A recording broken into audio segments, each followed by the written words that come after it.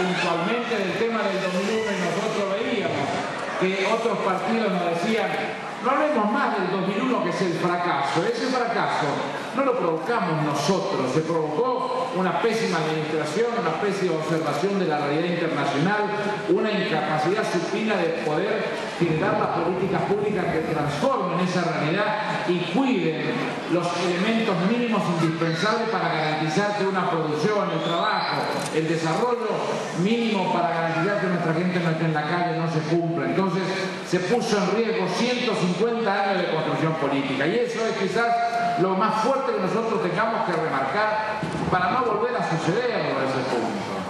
Nosotros volvemos hacia atrás, y vuelvo a tomar el mismo guante que tiró el moderador recién cuando planteaba el tema del centenario. Para nosotros toda la acción a partir de 1860, cuando deja de ser la Confederación para incorporar la provincia de Buenos Aires y comenzar en nuestra propia constitución a llamarnos nación por primera vez, todo ese proceso es un proceso de élite de la política, no hay participación popular. Decía Natalio Botana, que era viejo dueño de Crítica, derechos civiles para todos, derechos políticos para pocos, era la definición estratégica de lo que significaba quienes eran capaces de prepararse para gobernar la Argentina. Así se concibió la generación del 80, que se la mira como una generación iluminada, pero que no pensó otra cosa que esa Argentina que Agustín decía bien clara y definida como una Argentina agraria, el granero del mundo, como si era para ufanarse ese tema. Nosotros somos conscientes que el campo es una pata importantísima de nuestra forma de trabajar, y seguramente la venta de alimentos será el futuro, pero con valor agregado.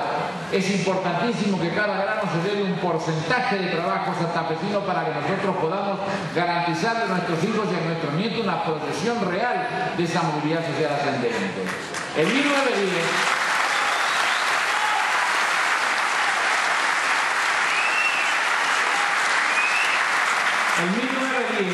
que encuentra una gestión comenzada en 1904 con la finalización de la gestión del general Roca y Norberto Quino Costa, asume Manuel Quintana con Figueroa Alcorta. Manuel Quintana se muere, Figueroa Alcorta asume la presidencia de la Nación.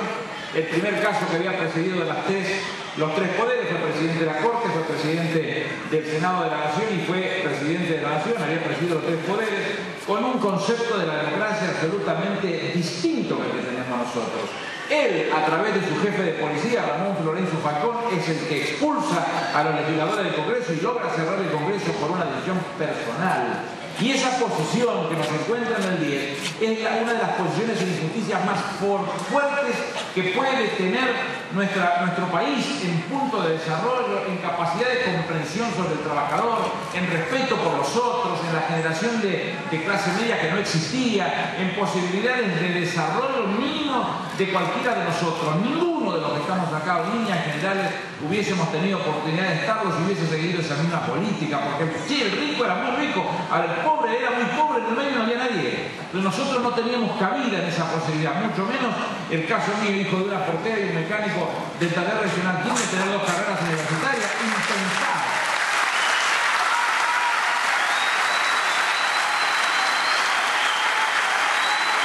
Con lo cual, tanta injusticia generada en ese momento, tanta injusticia, le muestra nada menos que en Santa Fe uno de los gestos que da la creación nada menos que de la Federación Agraria, porque el grito de Alcorta no es otra cosa que la demostración acabada de una excelente cosecha con los gringos cagados de hambre.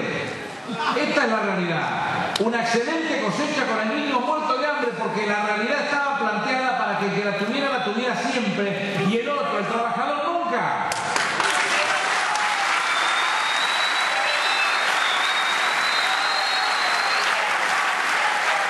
Nuestra propuesta entonces de ese bicentenario, con estado de sitio, sin congreso, con el pobre y el rico, con las definiciones estratégicas de una proyección de colocación de carnes y de granos que tenía que ver pura y exclusivamente con el Reino Unido, que hace su coronación después del golpe del 30 con el pacto Roca-Runciman, pero todo estaba conducido hacia el mismo punto.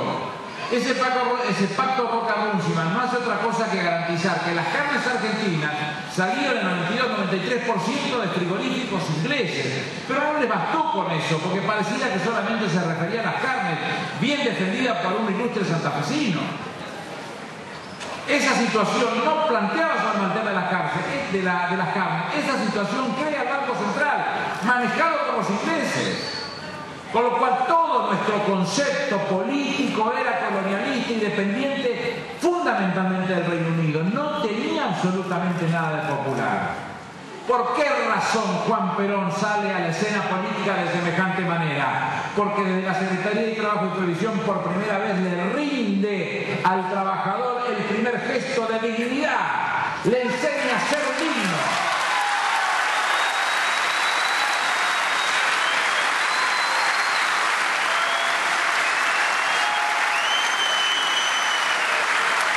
Cuando se genera el primer Ministerio de Trabajo ya en su presidencia, había un cartel, yo siempre cuento eso, que decía: esta es la casa de los trabajadores. Es una consigna, un objetivo y una misión que esta casa no debe olvidar jamás, y que no olvidado jamás, piensen como piensen. A través de ese punto hemos venido desarrollando estratégicamente cambios estructurales que han producido que el trabajador se inmiscuyera cada vez más en la vida de la política de nuestro país, en la estrategia de nuestro país, en el pensamiento de nuestro país. Y esa dignidad que le aportara Juan Perón y Eva Perón, a nosotros nos ha dado tela para cortar durante todos los años siguientes, porque la propia revolución no pudo dar por tierra con los derechos sociales conquistados por los trabajadores. No pudo dar por tierra con el Estatuto Agrario, no pudo dar por tierra con muchas de las injusticias que se repararon y otras que siguieron durante mucho tiempo.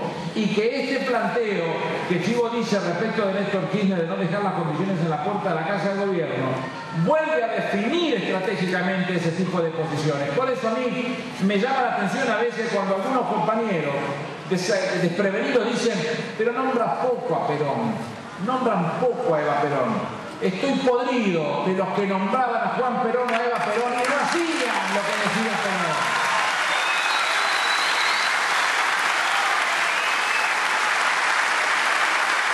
Por eso, cuando a uno se le da la oportunidad de plantear estas cosas, fundamentalmente basado en una estrategia mirada desde el punto de vista de lo que pasa del 46 a la fecha, donde no hay concepciones dogmáticas inamovibles. El Perón del 46 no es el mismo Perón del 54, ni es el mismo Perón del 73. Es un Perón que tiene la cabeza bien abierta, que tiene bien claro hacia dónde vamos, que en el 73 le decía a los líderes del mundo que había que cuidar los recursos naturales y pensar seriamente en el cuidado hasta del agua. Los tipos como yo, pibes, en ese momento, este hombre está loco, ¿qué está hablando? En el 73, en el 93, 20 años después, se reúnen en Río de Janeiro los líderes del mundo para empezar a hablar de los problemas climáticos. Está por tratarse en el Senado de la Nación un proyecto de ley que fue vetado en la anterior vez porque no consideraba a la Antártida y porque no consideraba el calentamiento global, pero lo había visto en el 73 esto. Y la visión que nosotros tenemos de ese esquema de gobierno fue proyectada por Néstor y por Cristina Kirchner a partir del 25 de mayo del 2003. ¿Cuáles son los escenarios más potentes que producen la crisis del 2001 y que producen el descalabro del 2001, la especificación asimétrica, el ser, la ruptura de los contratos, el golpe del bolsillo del que ha podido ahorrar unos mangos? La situación real de eso era la convertibilidad, el primer punto fundamental. Herramienta no monetaria, necesaria a lo mejor para estabilizar la moneda, que la padecimos durante mucho tiempo, pero que en el 94 debería haberse expirado, necesariamente debería haber expirado. ¿Por qué razón? Y porque los bienes transables, como se conocen internacionalmente, es aquellos que cotizan a niveles internacionales, vale lo mismo la soja en Chicago, en España o en la Argentina. Tiene una cotización internacional, pero los no transables, fundamentalmente los servicios públicos, cotizan al ritmo de la demanda, y así sucedía en la Argentina. Entonces los que siguieron viniendo a invertir en la Argentina lo hicieron siempre en bienes no transables. ¿Y por qué razón? Porque había dólares baratos para pagar dividendos. Y mientras que hubo dólares baratos producidos por la deuda, producidos por las reservas, producidos por todos los elementos que podían generar capacidad de pago de esos propios dividendos, le iba a ser fácil a todo el mundo llevárselo, pero iba a llegar forzosamente un momento donde no iba más capacidad entre la relación de la deuda y la relación de lo que realmente se estaba teniendo como Producto Bruto Interno y esa situación generó la explosión que todos vivimos. Y dice, Maquiavelo dice que es mucho más fácil olvidar la muerte del padre que la pérdida del patrimonio, y por eso reaccionó la sociedad argentina de esa manera. Por eso se puso en riesgo 150 años de construcción política.